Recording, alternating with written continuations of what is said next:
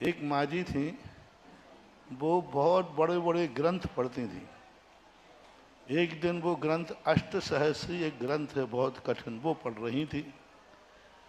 पंडित जी ने देखा कि ये तो हमारे नगर में बहुत बड़ी पंडितानी है, और पंडित जी कहते कि मुझे वो ग्रंथ आता नहीं, याद नहीं।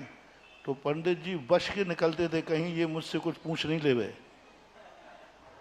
इस ग्रंथ के संबंध में, क्योंकि ये तो मुझसे बहुत बड़ी विद्वान दिख रही है, अष्टसहस्री पढ़ रही है। पर पंडित जी रोज को उसको अष्टसहस्री तन्मय होकर पढ़ती थी।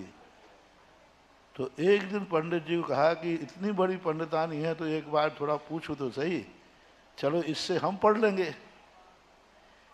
इस उद्देश्य से कि पंडिता ये बात पढ़ेगी और हम इससे पढ़ लेंगे, इतनी बड़ी विद्वान है। तो एक दिन पंडित जी बैठ गए उनके बाद, बोले भाई जी क्या पढ़ रही हो? तो उसने कहा, पंडित जी आप पढ़ लो ना, क्या पढ़ रही हो? पंडित जी ने कहा कि मुंह से क्यों नहीं बोल रहे हो? बोले पंडित जी हमें बोलना नहीं आएगा।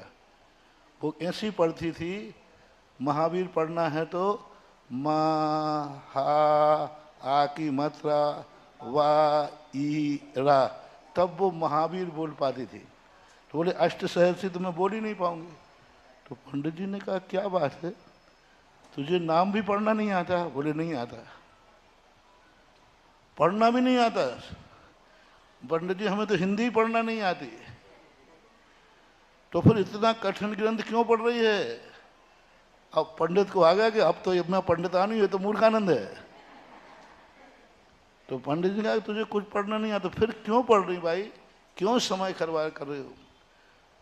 उसने कहा पंडित जी साहब मैं तो मूर्ख हूँ, कुछ समझ में नहीं आता है, पर मेरे मन में एक भाव आया कि जो आचार्यों ने लिखा है उन अक्षरों को एक बार आंखों से देख लूं, आंखों से देख लूं बस। तो इतनी सी लकड़ी की पेंसिल लेकर के एक एक अक्षर को, जैसे मान लो गोमट साल लिखा है ना, तो गो मत साल, बस देख ली, बस मैं उन अक्षरों को देख लेती हूँ, क्योंकि हमारे आचार्यों ने लेखनी चलाई है, तो मैं एक बार देख तो लूँ उन अक्षरों को।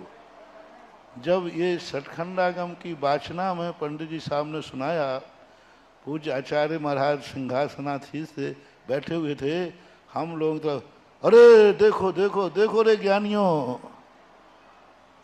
ये है, ये माँ बनेगी आगे जाके शुद्ध केवली,